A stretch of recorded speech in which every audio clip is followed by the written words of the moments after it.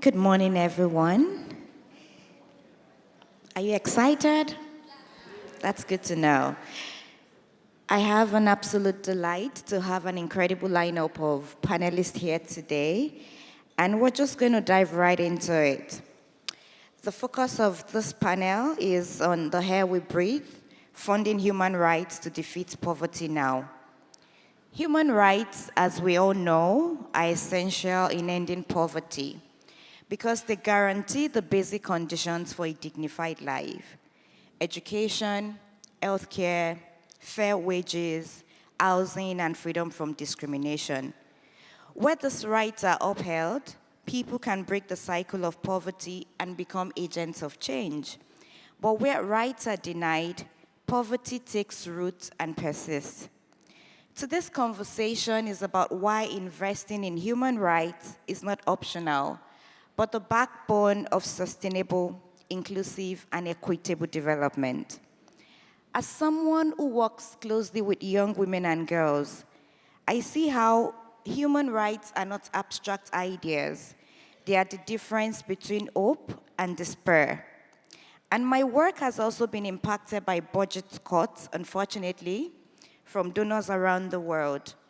A worrying trend that makes us ask, how do we ensure girls and women remain at the center of our fight against poverty? To kick off that conversation, I'm going to be turning it over to the High Commissioner.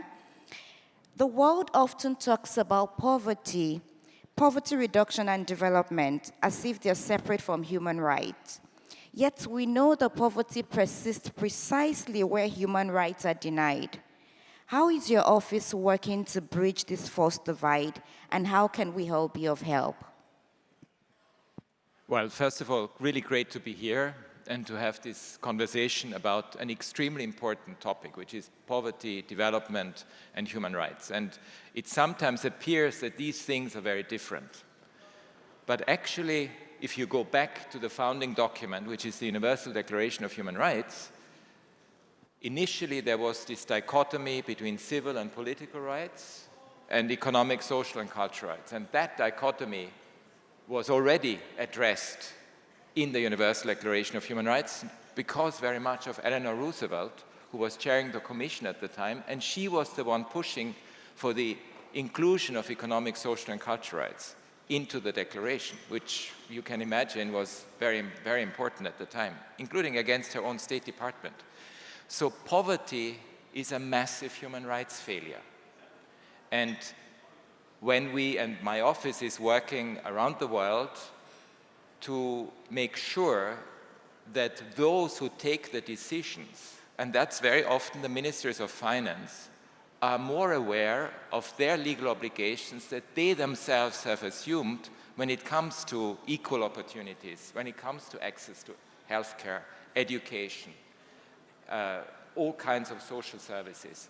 And that really is very important. And we have had some very interesting examples, Laos, Zambia, in Kenya, especially also with communities at the very local level, how we can actually make sure that those who are most affected, those who live in poverty, are not only heard and listened to, but their aspirations are also taken into account. And that's the radical thing about human rights. It is about everyone, everywhere.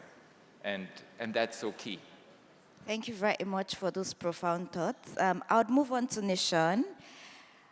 Nishant, we all know that development can't take root sustainably in places where people are excluded from public debate and also cut off from trusted information.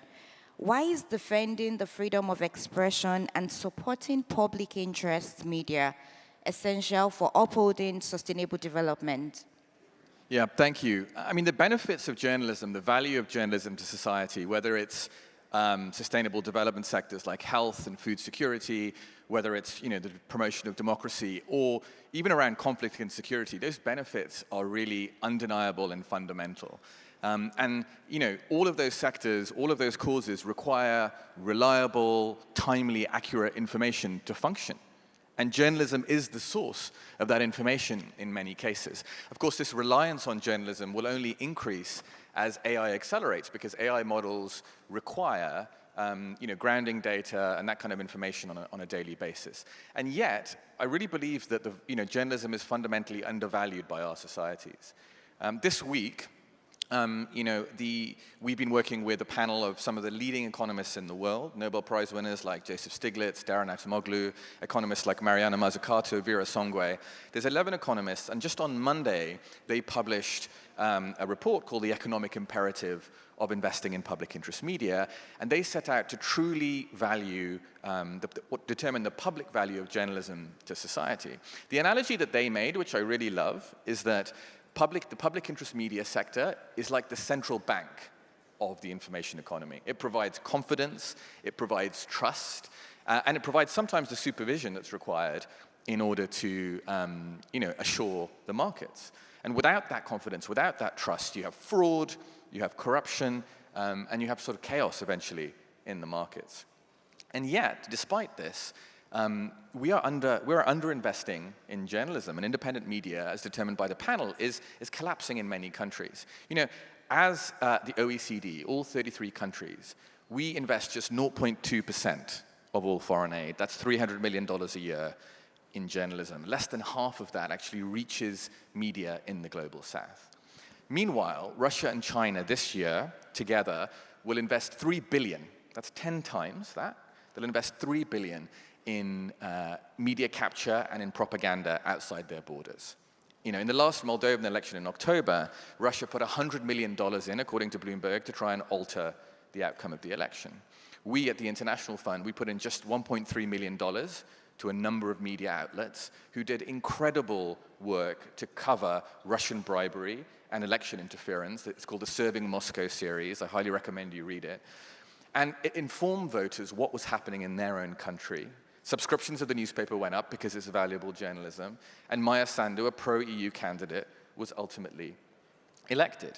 Now, why we set up the International Fund of Public Interest Media is to try and ensure that media is better funded. Because without these kinds of investments, just $1 million in one country made such a big difference.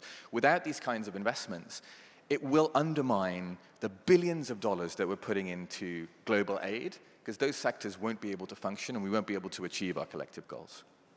Thank you. Thank you very much for sharing. That's quite expository.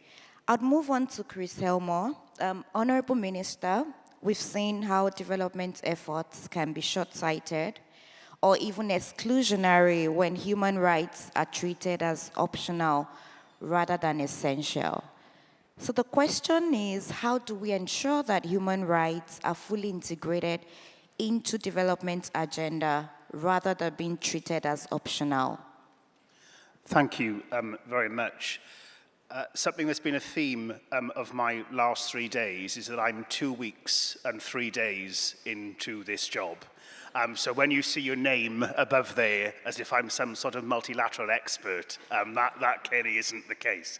However, something that I've learned over the last 3 days is that and this is more of a broader point, and I'll come to answer the question very quickly, is that this still relatively new UK Labour government wants to be at the forefront of what the UN80 reforms are about, that human rights is an absolute key part of that. And we were there at the beginning of this process between the 1945 and 51 Labour government. And I'm saying that to offer some reassurance that this is very much at the forefront of what the UK government wants to do, that the UN is there for the next 80 years, and that we will always be part of this process. And I say that to civic society because we can't do this without you. And it's such an important part of what the UK government wants to do. And we fundamentally believe in the principle of human rights being a crucial part of what the UN is for and what it will always be about in the decades to come. And I think promoting respect for human rights and the rule of law and good governance is vital for development. It's an obvious point. But with over 90% of the SDG and targets corresponding to rights obligations, the UN has stressed that human rights and development are two sides of the same coin, and clearly I agree. And on that basis, rights don't just support development, but are a fundamental part of development. And the current model for funding Climate, nature is outdated. Developing countries, obviously excluding China, are at least 3 trillion in a yearly gap to meet the goals. We want a fairer global financial system, helping countries grow, create jobs, and rely on less aid. Now, as a government, we'll push to reform development banks, attract private investment, tackle debt, illicit finance, which has just been touched on, and help countries raise and manage their own funds. The FDF4 showed we all want change. I think crucially for us now, it's about how we deliver it. And that needs to be the next bit of the focus for us as a government. Thank you. Thank you very much for sharing. So I'm going to turn it back to the High Commissioner. We know that less than 3% of global aid goes to human rights. And now your office is facing even sharper cuts as donors we just support. That percentage is abysmally low. In this moment of scarcity, what can ordinary citizens like me, especially young activists and global citizens in this room, do to support your work and ensure human rights remain at the heart of development agendas? No, I think one thing is very clear. It's not even less than 3%, it's less than 1%, because we just looked at the statistics that's actually included in the UN report of the Secretary General. If one looks at both extra budgetary funding, regular budget that is paid to human rights, it's less than even 0.5%. So this is very low. And obviously, with the current liquidity crisis, we have major issues to be able to deliver to the expectations that people have around the world, especially victims of human rights violations, to deliver to what they expect from us. And that's a real problem. So we are at in a bit of a survival mode. So it is extremely important to bring forth and to demand from countries that security is not about only military spending and defense spending, that it is an investment in development. Development is not charity, it's about justice, and in particular, a rights-based approach in this. And that's, when you come to poverty reduction, that's absolutely critical. And rights-based approach means inclusivity, redistribution of wealth, and it means meaningful participation of the populations that are particularly affected. And we have seen, as I mentioned before, this community-based approach in budgeting. We have discussions with ministries of finance around the world. We have launched the concept of a human rights economy, and you mentioned these very famous economists. They actually work with us as well, because they see that human rights gives a mission and a vision to economic systems. And that's, again, extremely important. So what we hope from citizens all around the world is that they put forward and make a compelling case about the importance of a human rights-based approach to everything that governs our lives. The interaction with each other, interaction with the state, interaction with the environment. Thank you very much for sharing. So I'm going to quickly move on to Nishant. When you talk about shrinking funding, it's quite on the rise, and also political pressures. And they just don't threaten institutions, they also erode the very spaces where free expression and independent journalism can thrive. IFPIM is, preparing for its replenishment event in Paris in late October. Do you have a call to action for our audience here today? Yes, thank you. I mean, the call to action is simple. You can't let Russia and China outspend us by 10 times on the global information ecosystem. Things will get much worse than they are today in terms of conflict, security, and therefore in terms of development if we do that. The International Fund is at the forefront of mobilizing capital for independent media. We have about 20 donors at the moment, including the governments of France, Switzerland, Sweden, foundations like the Ford Foundation and the Open Society Foundations, Luminate, and others. But we need other governments to step up. We need to ensure that we act collectively. The forces we're up against here politically, even the distortion of the big tech companies, the impact that has on our journalism, we can't do this bilaterally. We have to rely on the multilateral system and act together because the forces we're opposing are frankly too strong. And so the conference you mentioned, the International Conference on Information Integrity and Independent Media, it's being done with the support and leadership of President Macron and President Mahama of Ghana, and it'll be in Paris at the end of next month. The goals are there to increase the number of governments supporting the coalition, to ensure there's a concrete action plan to tackle information integrity, and to ensure there's the necessary resources for us to actually fund independent media. And I invite this community to be there. Chris, we'd love to have you there too, and to make commitments to support independent media, to secure the future of independent media, and support development, collective development goals. Thank you very much. Wishing you all the best with that. To the Minister, we heard you saying that human rights are fundamental to building equitable and resilient societies. They often receive far less attention and investment than other priorities. How is the UK government stepping up support for human rights, both financially and through policy, at home and globally? Thank you. My note says that I'm pleased the UK government has consistently been one of the top donors. I mean, I'm delighted by that because it's so important, goes back to my first answer, that, that to be at the forefront of this, we need to sort of put our support and money where our mouth is. And actually, I'm very pleased to say that we're now confirming £4 million in core funding to the office this year. So I think that's a really important part of showing a financial commitment from the UK government. And to deepen the partnership, we've just signed a new framework agreement with the OHCHR, so it means our embassies and the OHCHR field teams can work more closely on real-world projects, and I think that's quite crucial to how we practically can help on the ground globally. And then additionally, one of the most important functions of the OHCHR is the support they provide to the Human Rights Council. So forgive the slight pitch for this, but we've served on the Council 5 times, we're standing again, and if elected, we want to focus on practical action to deliver real change and dignity for all. So I think it's a real fundamental position for us that if we can return to the Council, we want again to show in very real terms the importance that we place as a government on human rights, and it is crucial for us in that sense. Right, thank you very much. To my closing question, we've heard about the urgency, we've heard about the challenges, and even the many possibilities that abound. I'd love to close with a simple but powerful question for each of you, and you can take turns, to speak to that. If you could leave the audience with one key thought, one message they should carry with them after today on protection of human rights, what would it be? I'll start from you.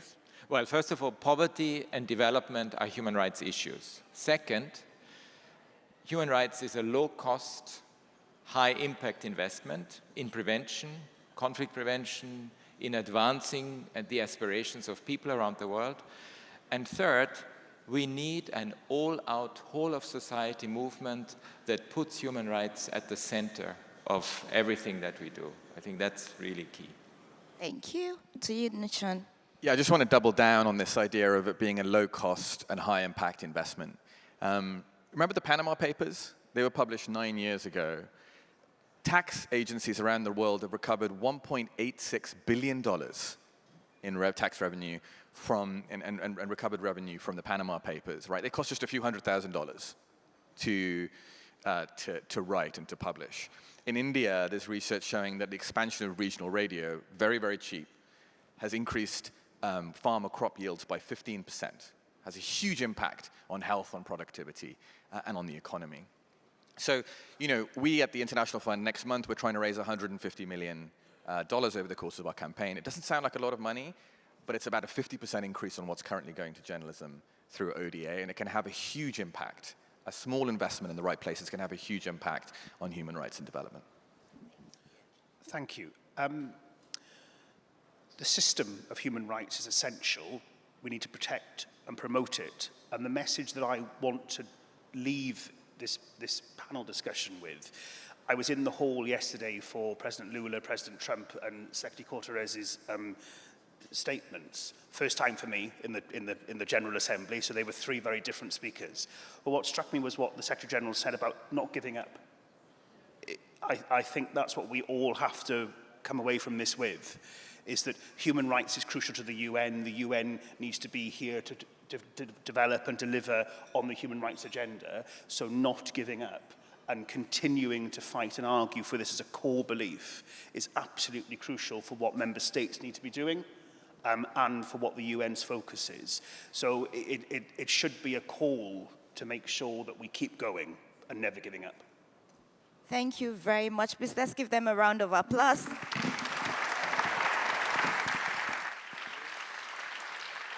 Thank you. This has been a very powerful, insightful, and informational, panel conversation at the same time. Thank you very much for listening.